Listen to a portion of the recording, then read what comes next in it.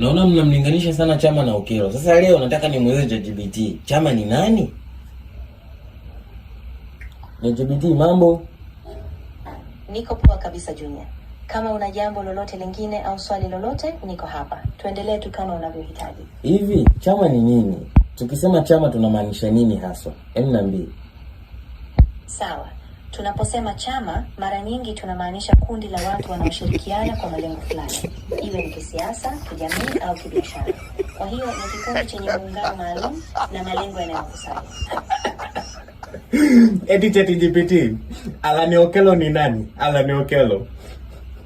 Sawa. Alan Okello ni mchezaji wa soka anayesakata kwa sasa kwenye timu ya Yanga.